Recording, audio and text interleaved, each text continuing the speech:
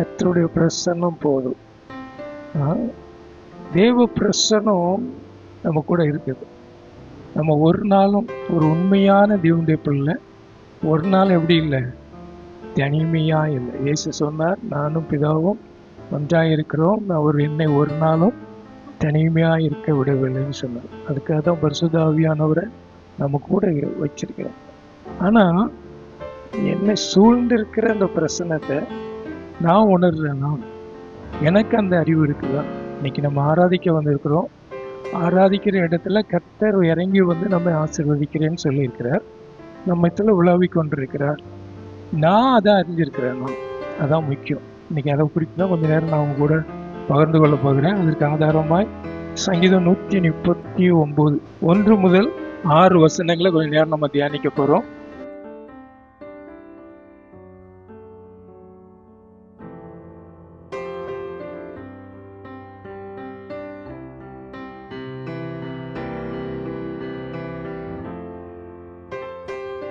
இந்த அறிவு, எந்த அறிவு?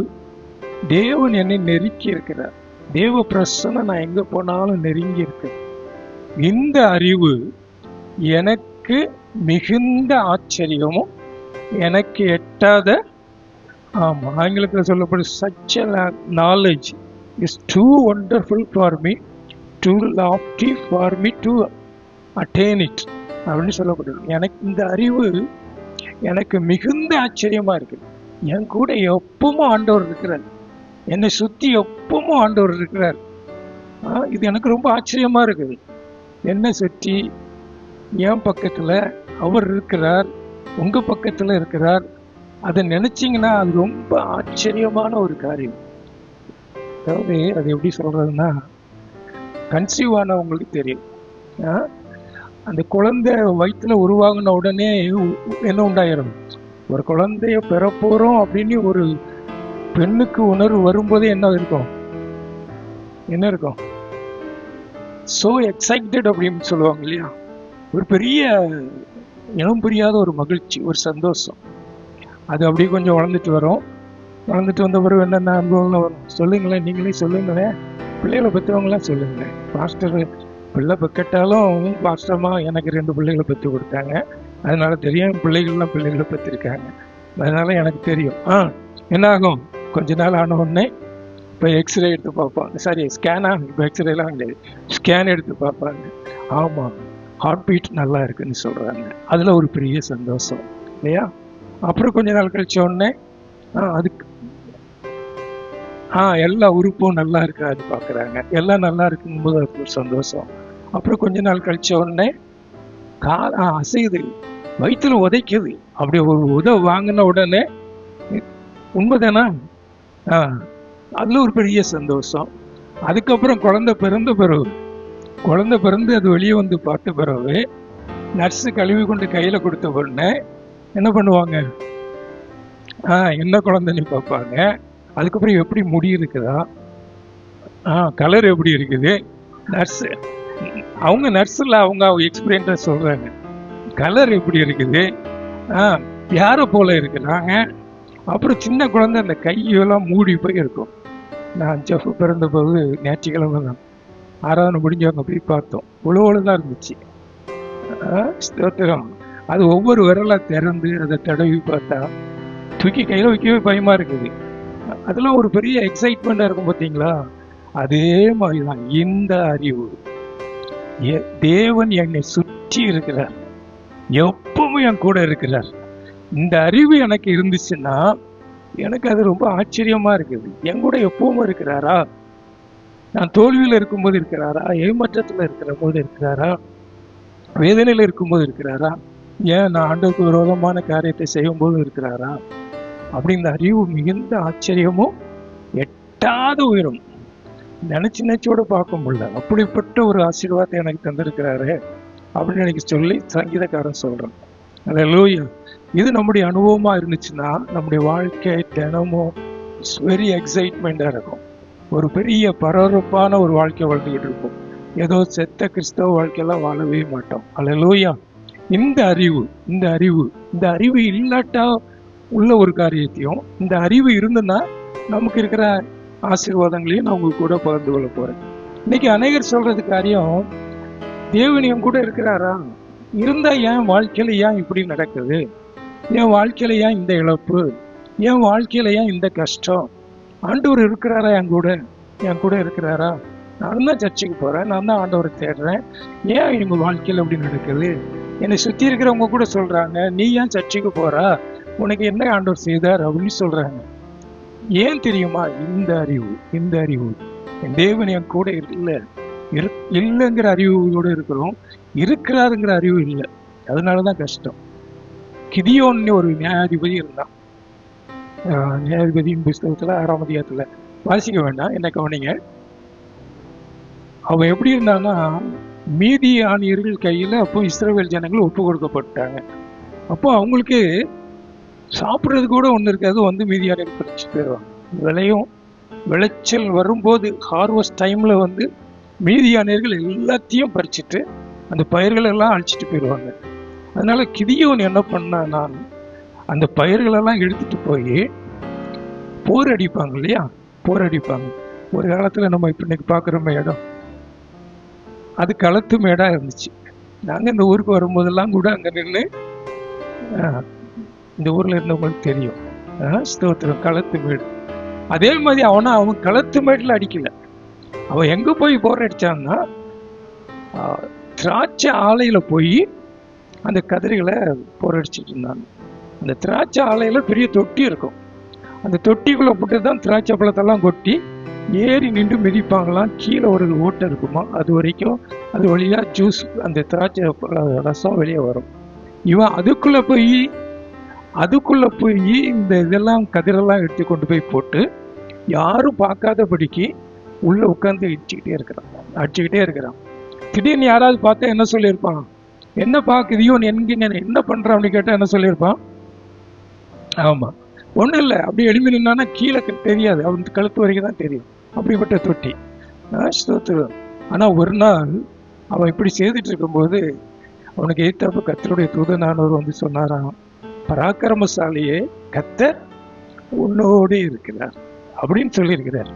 உடனே அவன் என்ன சொல்றான், கர்த்தர் என்னோடு இருந்தா நான் ஏன் இந்த திராட்சை தொட்டிக்குள்ள உட்கார்ந்து இருக்கிறேன், கர்த்தர் என்னோடு இருந்தா ஏன் மீதியானவர்கள் வந்து எல்லாத்தையும் கொள்ளையடிச்சுட்டு போடுறாங்க. இதேதான் நம்மளும் கேட்கிறோம்.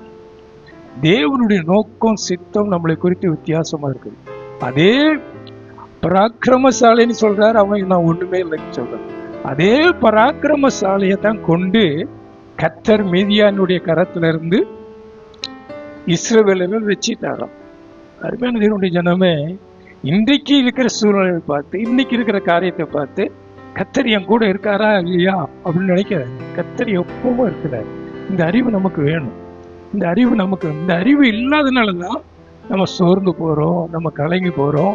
நம்ம ஏன் சர்ச்சுக்கு போகணுமா, ஜபிக்கணுமா, வேதம் வாசிக்கணுமா அப்படி போறோம். இல்லை, நம்ம அழைத்தவர் உண்மை உள்ளவர். அல்லேலூயா.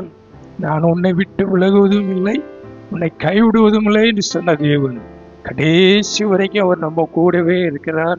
நம்ம நடத்த அவர் உண்மை உள்ளவராக இருக்கிறார். விசுவாசம் இருக்கிறவங்க மாத்திரம் நல்ல கரம் வைத்து ஒரு அல்லையே சொல்லுங்க. ஆமென், அல்லேலூயா. இது இந்த அறிவு இல்லாதனாலதான். ஆண்டவர் என் கூட இன்னைக்கு நிறைய பேரை பார்த்து கேட்டா, எப்படி சிஸ்டர் இருக்கிறீங்க? ஏதோ இருக்கிறேன், நல்லா இல்லை, ஏதோ இருக்கிறேன். இல்லை, உங்களை சுற்றி தேவன் இருக்கிறார். தேவ பிரசன்னம் உங்களோடு கூட இருக்கிறது. உங்களை அழைத்தவர் உண்மை உள்ளவர். அல்லேலூயா. ஆமென், ஸ்தோத்திரம். இந்த பிரசன்னத்தை நான் உணர்ந்தேன்னா, தேவன் என் கூடவே இருக்கிறார், என்னை சுற்றி இருக்கிறார் அப்படின்னு இந்த அறிவு எனக்கு இருந்துச்சுன்னா நான் எப்படி இருப்பேன், நீங்க எப்படி இருப்பீங்க? அப்படிப்பட்ட ஒரு வாழ்க்கையை வாழ கர்த்தர் உங்களுக்கு உதவி செய்வாராக. 1வது வசனத்தை வாசிங்க.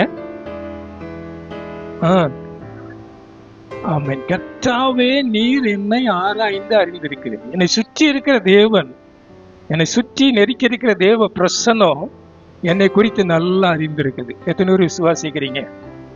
நான் யாரு, நான் இன்னைக்கு எப்படி இருக்கிறேன், நாளைக்கு எப்படி இருப்பேன்? இன்னைக்கு நான் கர்த்தருடைய ஆராதனைக்கு வந்தேன்னு எதுக்காக வந்தேன்? இல்லைன்னா நான் நிக்கிறேன், எனக்கு பாஸ்டரா நின்று உங்ககிட்ட பிரசங்கம் பண்றேன்னு, நான் என்ன நோக்கத்தோடு கூட பிரசங்கம் பண்ணிட்டு இருக்கிறேன்?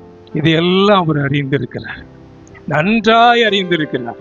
நான் என்னை அறிந்திருக்கிறத விட என்னை அவர் நன்றாய் அறிந்திருக்கிறார். இன்றைக்கு நான் இப்படி இருக்கிறேன், நாளைக்கு எப்படி மாற போறேனோ தெரியாது, அதையும் அவர் அறிந்திருக்கிறார். விசுவாசிக்கிறவங்க மாத்தி ஒரு நல்ல அல்லிலே சொல்லுங்க. என்னை அறிந்திருக்கிறார், என்னை சுத்தி இருக்கிறார் அப்படின்னா அவர் பரிசுத்தர், அவர் பரிசுத்தம் உள்ள தேவன். அதனால நான் எப்படி இருப்பேன்? அந்த அறிவு எனக்குள்ள இருந்துச்சுன்னா நான் பரிசுத்தமாய் வாழ்வேன், நான் பரிசுத்தமாய் வாழ்வேன். நான் என் இஷ்டப்படி வாழ மாட்டேன், அவருக்கு பிரியமானதை மாத்திரம் செய்து வாழ்வேன். அல்லேலூயா. இந்த அறிவு இல்லாதனால்தான் நம்ம இஷ்டப்படி வாழ்ந்துகிட்டு இருக்கிறோம். இந்த அறிவு இல்லாதனால. யோசேப்பை குறித்து பாருங்க. அவன் போத்திபார் வீட்டுல அடிமையா போனான். அவன் அந்த வீட்டுக்கு போனது நிமித்தம் கர்த்தர் அவனை ஆசீர்வதித்தார், உயர்த்தினார். அந்த வீடு ஆசீர்வதிக்கப்பட்டது. அதனால போத்திபார் என்ன பண்றான்? என் மனைவியை தவிர இந்த வீட்டுல எல்லாமே உன் விருப்பம்தான், நீ சொல்றதுதான் நடக்கணும் அப்படின்னு சொல்லி ஆர்டர் போட்டு போயிட்டார். ஆனா அந்த மனைவி அவங்க கூட தகாத உறவுக்கு கூப்பிடுறாங்க. அப்போ அவன் என்ன சொல்றான் தெரியுமா? அந்த வசனத்தை வாசிங்க. ஆதியாகமம் 39:9 வாசிங்க.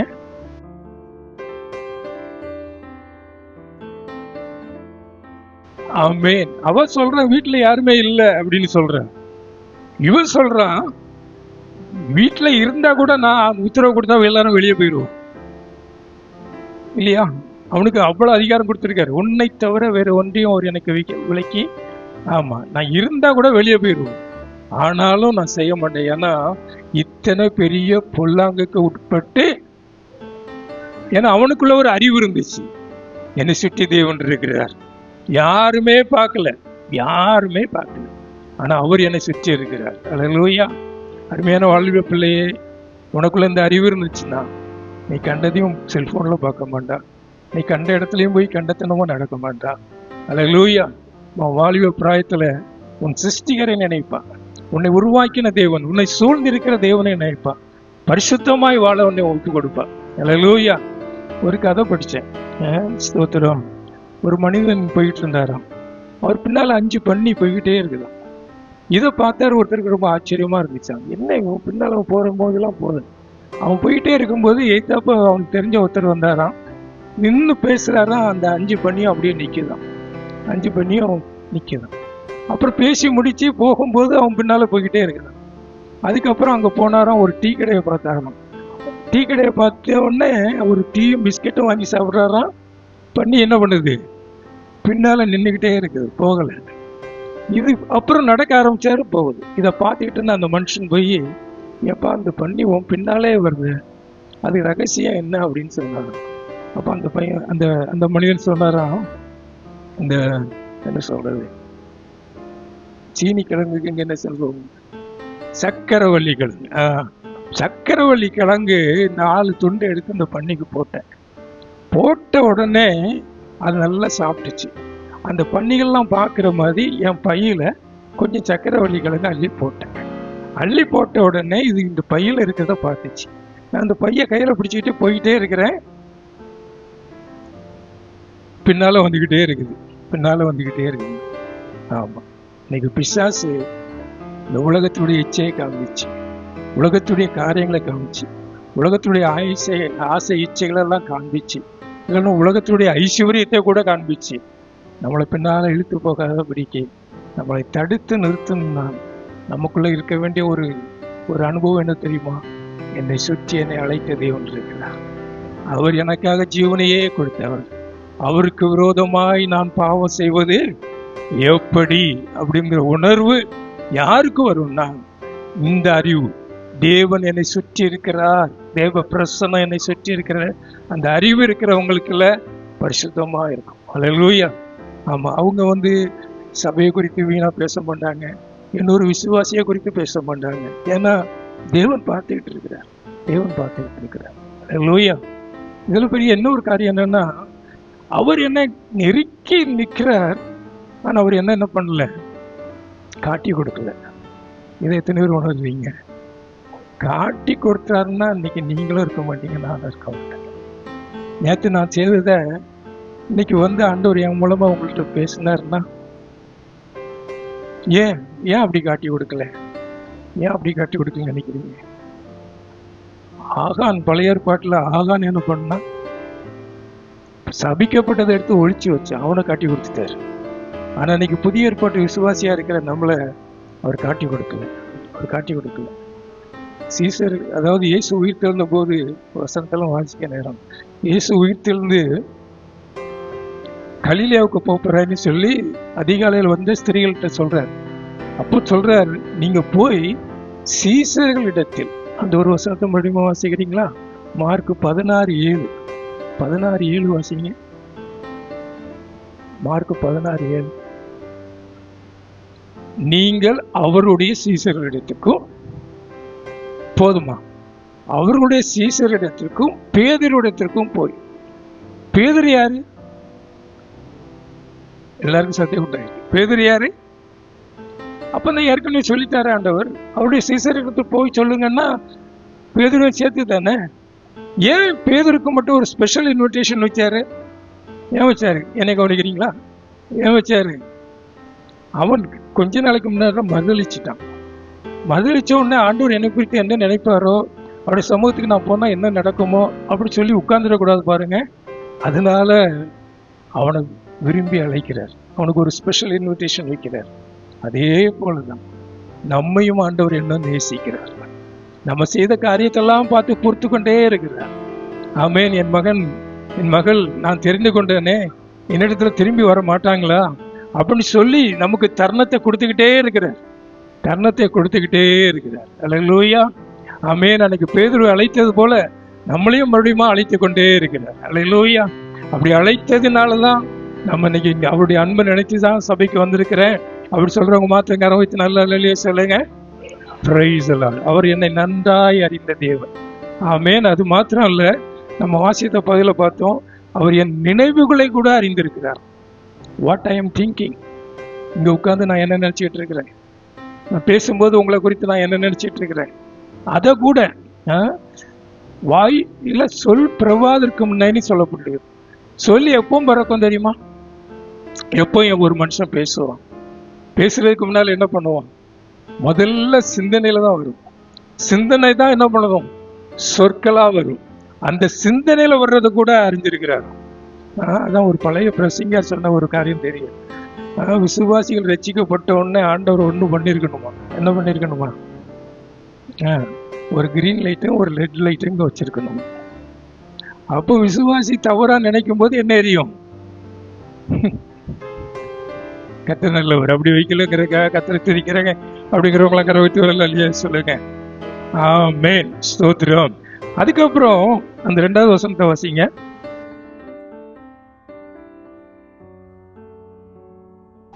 ஆமென். என் உட்கார்தலையும் என் எழுந்திருக்கிறதுலையும் அறிந்திருக்கிறாராம். 4வது வசனத்துல, நான் நடந்தாலும் படுத்தாலும், ஆமா, நான் போற இடத்துக்கெல்லாம் என்ன ஆண்டவர் வர்றாரு. எதுக்கு வர்றாரு? நான் போற இடத்துக்கெல்லாம் வர்றாரு. நான் உட்கார்ந்தாலும் உட்கார்ந்து இருக்கிறாரு, நான் எழும்புனாலும் எழும்புறாரு. ஸ்தோத்திரம். அல்லேலூயா. நான் படுத்தாலும் அவர் படுத்து என்னை சுத்தி இருக்கிறார். அல்லேலூயா. அவர் என்னை காக்கும்படி என் கூடவே இருக்கிறார். அல்லேலூயா. இந்த அறிவு இருக்கிறவங்களுக்கு, என்னை சுற்றி தேவ பிரசன்னம், இந்த அறிவு இருக்கிறவங்களுக்கு எதுக்குமே பயமே இருக்காது. ஆமென். இன்றைக்கு உங்களுக்கு அப்படி பயத்தோட நீங்க வந்திருந்தீங்கன்னா, கர்த்தருடைய வார்த்தையினால நீங்க பலப்படுங்க. என் தேவன் என் கூடவே இருக்கிறார். என்ன நடந்தாலும் எது நடந்தாலும் அது அவர் போதுமானவராக இருப்பார். என் தேவையை சந்திப்பார். அல்லேலூயா. என் போராட்டம் எவ்வளவா இருந்தாலும் அவர் சந்திப்பார். அல்லேலூயா. ஆமென். ஸ்தோத்திரம். அல்லேலூயா. படுத்திருந்தாலும் இருக்கிறார், கூடவே உட்கார்ந்துருக்கிறார். உட்கார்ந்திருந்தாலும் உட்கார்ந்தார். நான் சாப்பிடும் போது என் பக்கத்துல இருக்கிறார். எத்தனை பேர் உணர்றீங்க? நேற்று ராத்திரி நானும் பாஸ்டரும் சாப்பிடும் போது பேசிட்டு இருந்தோம். நேற்று பாஸ்டிங் ப்ரேயர், காலையில சாப்பாடு கிடையாது. மதியானம் ஒரு பிரதர் வீட்டுல இருந்து எங்களுக்கு சாப்பாடு வந்துட்டு, எனக்கும் வந்துட்டு பாஸ்டருக்கும் வந்துட்டு. ராத்திரிக்கு நாங்க ஒன்றும் வாங்கல. நெம்பூர் கடை இருக்குது, நிறைய பேருக்கு தெரியும்னு நினைக்கிறேன். நான் 4 இட்லி 2 சப்பாத்தி, 40 ரூபா. அப்போ நேற்று செலவு, எங்களுக்கு சாப்பாட்டு செலவு எவ்வளவு இல்லை? 40 ரூபா தான். இதுக்கு போய் என்னத்தை சாப்பிடுவோம், என்னத்தை உடுப்போம் இல்லையா? அதனால பாஸ்டர் என்ன 40 ரூபாய்க்கு தான் சாப்பிடுவோம்னு நினைக்காதங்க. ஒரு வேளை சாப்பாடு 4000 ரூபாய்க்கு செலவு பண்ண கர்த்தர் எனக்கு உதவி செய்வார். கர்த்தர் நல்லவர், அவர் சுற்றி இருக்கிறார். இன்னைக்கு எனக்கு என்ன தேவையோ அதை தருவார். ஆமென். இன்னைக்கு என் மகனை நல்லா உடுத்தி வைக்கிறேன் அப்படின்னா நல்ல ட்ரெஸ் வாங்கி தருவார். என் மகனை நல்லா போஷிக்க போறேன்னு சொன்னார்னா சம்பூர்ணமா சாப்பிட உதவி செய்வார். அல்லேலூயா. ஆமா, நான் மட்டும் அவருடைய பிரசன்னத்துல எல்லா காரியத்திலையும் அவருக்கு பிரியமாய் வாழும்னு நினைக்கிறார். அல்லேலூயா. படுத்தாலும் அவர் சூழ்ந்திருக்கிறார். இஸ்ரவேலை காக்கிறவர். ஆமென், ஸ்தோத்திரம். பேதுரு பாருங்க, ஒரு முறை இயேசுவோடு கூட இயேசு அக்கறைக்கு போவோம் வாருங்கள் சொன்ன போது எல்லா சீசர்களும் போறாங்க. கவனிக்கிறவங்க மாத்திரம் ஒரு அல்லேலூயா சொல்லுங்க. எல்லாரும் அக்கறைக்கு போறாங்க. கொஞ்ச நேரம் போனவொடனே ஆண்டவர் சொல்றார், நான் பின்னால என்ன பண்ண போறேன், படுத்து தூங்க போறேன் அப்படிங்கிறார். படுத்து தூங்க போறேன்னு போய் படுத்துட்டார். இப்போ பாருங்க, சீசர்கள் கலிலியாக்கள் ஒரு பெரிய கொந்தளிப்பு வருது, புயல் அடிக்குது. சீசர்கள் எவ்வளவோ முயற்சி பண்றாங்க, ஒண்ணுமே நடக்கல. ஆனா இயேசு என்ன பண்ணிட்டு இருக்கிறாரு, தூங்கிட்டு இருக்கிறாரு. இவங்களுக்கெல்லாம் ரொம்ப எரிச்சல் வந்துட்டு எல்லாரும் போய் என்ன சொல்றாங்க, எல்லாம் தெரிஞ்சதுதான், எல்லாரும் என்ன சொல்றாங்க, நாங்க மறிக்க போறோம், நாங்க சாக போறோம், உமக்கு கவலை இல்லையா அப்படிங்கிறாங்க. ஆண்டவர் அதட்டினாராம், அமைதி உண்டாயிட்டான். இந்த அனுபவத்தை பார்த்த பிறகு பேதுரு ஒன்று படிச்சுட்டான். என்ன படிச்சுக்கிட்டான், ஆண்டவர் என் கூட எப்பவும் இருக்கிறார். ஆமென். அப்போஸ்தலர் 12ஆம் அதிகாரத்துக்கு நீங்க வந்தீங்கன்னா, பேதுருக்கு நாளைக்கு தலையை வாங்க போறான் ஏறுவது. சிறைச்சாலையில் இருக்கிறான். விடிஞ்சா அவங்க ஆட்டம் க்ளோஸ். அப்படி இருக்கும்போது திடீர்னு அவன் கையை காலெல்லாம் கட்டிக்கிட்டு இருக்கிற போட்டிருக்கு. அவன் நல்லா தூங்குறான். தூக்கம்னா அவனுக்கு என்ன கவலையும் இல்லை, நாளைக்கு சாக போறோமே அந்த கவலையே இல்லாம தூங்கிட்டு இருக்கிறான். திடீர்னு தேவதூதன் வந்துடுறான். வந்த உடனே நீங்க வீட்டுல போய் படிச்சு பார்த்தீங்கன்னா தெரியும், அந்த அறைக்குள் என்ன பண்ணிச்சான், பிரகாசம் உண்டாயிட்டான். பிரகாசம் உண்டாயிட்டான். உங்க வீட்டுல நீங்க தூங்கிட்டு இருக்கும்போது உங்க பெட்ரூம்ல வந்து ஒருத்தர் லைட் போட்டாருன்னா எத்தனை பேர் முழிப்பீங்க? எத்தனை மொழி? இப்போ சின்ன பிள்ளைகள்லாம் கூட கை தூக்குறாங்க. நமக்கு படுத்தா தூக்கம்னா தூக்கம் தானே. ஆமா, லைட் போட்டா எல்லாரும் பொதுவாக எல்லாருமே முழிச்சிடுவாங்க பெட்ரூம்ல, அப்படிதானா? இங்க பிரகாசமான லைட் அடிக்குது. அவன் என்ன பண்ணிட்டு இருக்கிறான், தூங்கிட்டு இருக்கிறான். அவன் நிலைமை என்ன, நாளைக்கு காலைல அவுட்டு, தூக்கமே வராது நமக்கு. நாளைக்கு கடன்காரனுக்கு பதில் சொல்லணும்னாலே தூக்கம் வர மாட்டேங்குது இல்லையா? ஒரு தேவை இருந்தாலே தூக்கம் வர மாட்டேங்குது. அவன் அப்படி தூங்குறான். அதுக்கப்புறம் இதுல சொல்லப்படுகிறது, தேவதூதன் அவனுடைய விழாவில் தட்டி எழுப்புனாராம். அது வரைக்கும் தூங்குறான். தூங்குற ஒரு மனுஷன் இருக்கிறான்னு வச்சுக்கோங்களேன். கிப்சனை தான் உதாரணத்துக்கு சொல்லணும். நைட் ஷிஃப்ட் பார்த்து நல்லா தூங்குறான். நல்லா தூங்கு, பரவாயில்ல. அவனை அவங்க அம்மா எழுப்புறாங்கன்னா கோவப்பட மாட்டான். அதனால தான் அவன் பேரை சொன்னேன். ஸ்தோத்திரம். அவங்க அம்மா எழுப்புறாங்கன்னா கிப்சன் எலும்பு அப்படின்னு சொல்லுவாங்க முதல்ல, இல்லையா? அவனுக்கு காதை கேட்காது, அவன் நல்லா தூங்கிட்டு இருந்தாருன்னா டே எலும்புடா அப்படிம்பாங்க, இல்லையா? அதுக்கப்புறம் தான் என்ன பண்ணுவாங்க, ஒரு தட்டு தட்டி எழுப்புவாங்க. இப்போ பாருங்க, அதே மாதிரி தான் தேவதூதன் சொல்லியிருப்பான், பேதுரு எலும்பு, பேதுரு எலும்புன்னு சத்தம் போட்டிருப்பான். கேட்காத பிறகுதான் அடிச்சிருப்பான். அவ்வளவு தூரமா தூங்குறான்னா அவனுக்கு என்ன நம்பிக்கை தெரியுமா? ஆமென். அவர் அறியாம ஒண்ணுமே நடக்கல. அவன் நினைச்சிருப்பான், ஆண்டவர் எனக்கு ஊழியம் வச்சிருந்தாருன்னா நாளைக்கு விடுதலை கிடைக்கும், நான் போய் ஊழியம் பண்ணுவேன். இல்லைன்னா இன்னைக்கு எடுத்துக்கிட்டாருன்னா பரவாயில்ல அப்படின்னு நினைச்சிருப்பான். அதனாலதான் அவன் எதுவுமே கவலைப்படலை. உங்க வாழ்க்கையில உங்களை சுற்றி ஆண்டவர் இருக்கிறார். அவர் சுற்றி இந்த அறிவு தான் நமக்கு இல்லை. ஆண்டவர் இருக்கிறார். அவர் மாறாதவர், அவர் உண்மை உள்ளவர். உன்னை விட்டு விலகுவது இல்லைன்னு சொல்லிட்டார். உன்னை விட்டு நிறைய காரியங்கள் விலகி போயிருக்கலாம், நீ பல காரியங்களை இழந்து போயிருக்கலாம். ஆனா அவர் உன்னை விட்டு விலகுவதில்லைன்னு சொல்லிட்டார். அவர் நித்தியமானவர், அவர் நிரந்தரமானவர், கடைசி வரைக்கும் உன் கூட இருப்பவர். நீ அதன் அறிவு இல்லாதபடினாலதான் நம்ம கலங்கி கொண்டிருக்கிறோம். அல்லேலூயா. தலை முடிய கூட எண்ணி வச்சிருக்காருன்னா எவ்வளவு அன்புள்ள தேவன். ஒரு அல்லேலூயா சொல்ல மாட்டீங்களா? Praise the lord. Hallelujah. Amen. வழிகளில் எல்லாம் என்ன சொல்லப்பட்டிருக்கு பாருங்க, கர்த்தாவே என் வழிகள் எல்லாம் உமக்கு தெரியும், நான் போற பாதையெல்லாம் அறிஞ்சிருக்கிறேன். யோபு அதுதான் சொல்றான். முன்னால பார்த்தாலும் யாரும் இல்லை, பின்னால பார்த்தாலும் யாரும் இல்லை. ஆனா நான் போற பாதை, நான் போற கஷ்டமான வழி, நான் எல்லாத்தையும் இழந்து போயிருக்கிறேனே, வியாதினால பிடிக்கப்பட்டு போயிருக்கிறேனே, அதை அறிந்த கர்த்தர் எனக்காக இருக்கிறார். அவர் எனக்காக கிரியை செய்து கொண்டிருக்கிறார். அது யாருக்கு அறியும்னா, இந்த அறிவு இருக்கிறவங்களுக்கு தான். என் தேவன் என்னை நெருக்கி இருக்கிறார், என்னை சூழ்ந்து இருக்கிறார். அல்லேலூயா. ஆமென். ஸ்தோத்திரம். அல்லேலூயா. அவங்களுக்கு தான் அந்த அறிவு வரும். இல்லைன்னா ஐயோ நான் கஷ்டப்படுறேனே, ஆண்டவர் எங்க இருக்கிறாருன்னு தெரியலையே. எப்போ கூட தான் இருக்கிறார். நான் அடிக்கடி சொல்லியிருக்கிறேன், எனக்கு ரொம்ப பிடிச்ச சில வசனங்கள்ல ஒண்ணு, யோசேப்பு சிறைச்சாலையில் இருந்தான், கர்த்தர். ஆமா, ஏன்னா அவருடைய நோக்கம் நிறைவேறுவதற்காகவே இருக்கிறார். உங்களை குறித்து ஒரு நோக்கம் வச்சிருக்கிறார். அந்த நோக்கத்தை நிறைவேற்றுவதற்காக உன்னை அந்த நித்திய ஜீவன்ல கொண்டு போற நாள் வரைக்கும் அவர் ஒரு நாள் உன்னை விட்டு விலகவே மாட்டார். அல்லேலூயா, ஆமென், ஸ்தோத்திரம். அடுத்த வசனத்தை வாசிங்க. அதுல சொல்லப்படும் 5வது வசனத்தை வாசிங்க.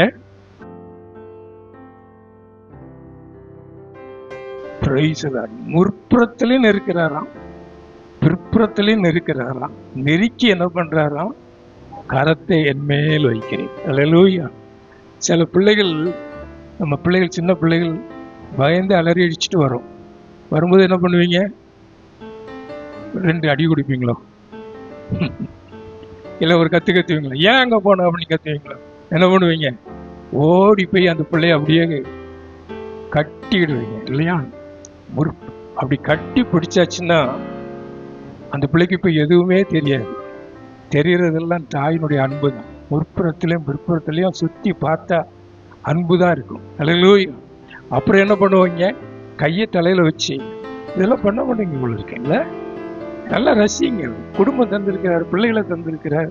சும்மா இதையே நினைச்சு எழுதிக்கிட்டலாம். எவ்வளவு சந்தோஷமான ஒரு வாழ்க்கை வாழலாம். அப்படியே கையை தலையில வச்சு அந்த முடியை கொஞ்சம் கிண்டி விடுவீங்க. விட்டது இல்லையோ? சரி, இனிமையா செய்யுங்க. அப்படி பார்க்கும்போது அந்த பிள்ளைக்கு என்ன ஆயிரும்? அதே மாதிரிதான் ஆண்டவர் என்ன பண்றார்? உங்களை பண்றார். அல்லேலூயா. இந்த அறிவு உங்களுக்கு இருக்கணும். இந்த அறிவு உங்களுக்கு இருக்கணும். முற்புறத்திலும் பிற்புறத்திலும் சிவந்த சமுத்திரத்தை கிடக்குறாங்க. 2ஆ பிளந்துட்டு இஸ்ரவேல் ஜனங்கள் போறாங்க. பின்னால யார் வந்துட்டாங்க? எகிப்தியன் பார்வோனும் வந்துட்டான். அவனுடைய ரதம், குதிரை வீரர் எல்லாம் உள்ள வந்துட்டாங்க. அப்போ வேதம் சொல்லுது, முன்னால இருந்த தேவ சமூகம் பின்புறமாய் வந்து, ஸ்தோத்திரம், யாத்திராகமம் 14ஆம் அதிகாரம் 19-20 வசனத்தை வசிங்க. ஆச்சரியமான ஒரு வசனம். தம்முடைய ஜனத்துக்காக என்ன செய்யறார் பாருங்க.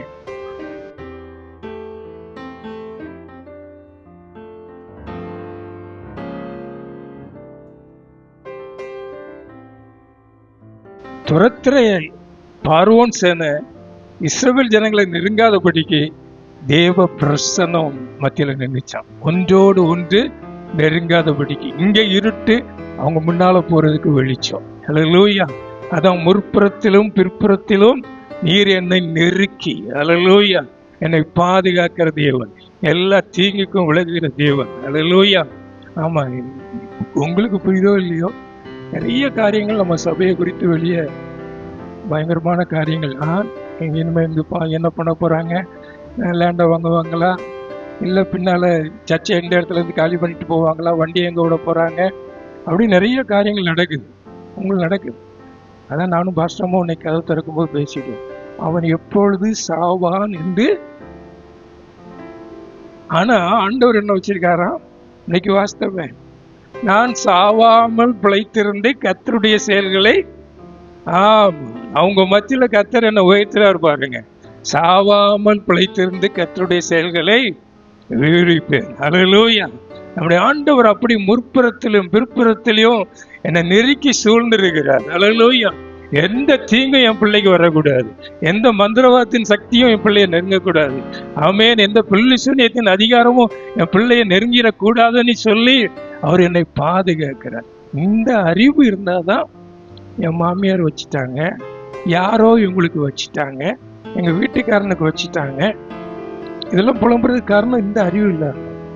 கர்த்தர் என் கூட இருக்கிறார், என்னை அழைத்தவர் என் கூட இருக்கிறார். அல்லேலூயா. உங்களுக்குள்ள இந்த அறிவு இருந்துச்சுன்னா நீங்க எதுக்கும் பயப்பட வேண்டியதில்லை. உங்களுக்கு ஒரு பாதுகாப்பு இருக்குது. உங்க தேவைகளை சந்திக்கிறவரா இருக்கிறார். அவர் உனக்கு இன்னது தேவை என்று அறிந்திருக்கிறார். நீங்களே உங்க பிள்ளைகளுக்கு பார்த்து பார்த்து கொடுக்கிற மாதிரி கர்த்தர் உங்களுக்கும் உங்க குடும்பத்துக்கும் இன்னது தேவை என்று அறிந்து தினமும் போஷிக்கிறவராய் இருக்கிறார். அல்லேலூயா. ஆமென். இந்த அறிவை நான் பெற்றுக்கொள்ள விரும்புறேன்னு சொல்றவங்க எல்லாம் கரம் வைத்து நல்லா லலியா சொல்லுங்க. என் தேவன், அதாவது உலக மனுஷன் தான் தெய்வம் எங்கேயோ இருக்குன்னு போய் தேடி போறான். ஆனா கிறிஸ்தவனுக்கு இருக்க வேண்டிய பெரிய அறிவு என் தேவன் கூடவே இருக்கிறார். முற்புறத்திலும் பிற்புறத்திலும் என்னை நெருக்கி என்னை பாதுகாக்கிறார். அல்லேலூயா. அவருடைய கரத்தை என் தலைமையில வைத்திருக்கிறார். அந்த ஆசீர்வாதமான கரம் என் தலைமையில இருக்குது. நான் ஆசீர்வதிக்கப்பட்டவன். எல்லா சாபமும் எங்களை விட்டு நீங்கும். அல்லேலூயா. ஆமென். இதுவரைக்கும் இருந்த எல்லா சாபமும் நீங்கி போகும். ஆமென். இந்த அறிவு அது எப்படி இருக்குதா? எனக்கு மிகுந்த ஆச்சரியம். என்ன போய் நேசிக்கிறீங்களே, எப்படியோ இருந்த எங்களை போய் நேசிக்கிறீங்களே, எப்படியோ இருந்த எங்களுக்கு மேல இவ்வளவு அன்பு வச்சிருக்கிறீங்களே. இந்த அன்பு நினைக்கும் போதுதான் நான் கர்த்தருக்காக கிரியை செய்யணும், கர்த்தரோடு கூட வாழணும். அல்லேலூயா. அந்த எண்ணம் உங்களுக்குள்ள வந்துச்சுன்னா, அவருடைய பிரசன்னத்தை உணர்ந்து வாழ்ந்தீங்கன்னு சொன்னா, நீங்க எல்லா விதத்திலையும் ஆசீர்வாதமா இருப்பீங்க.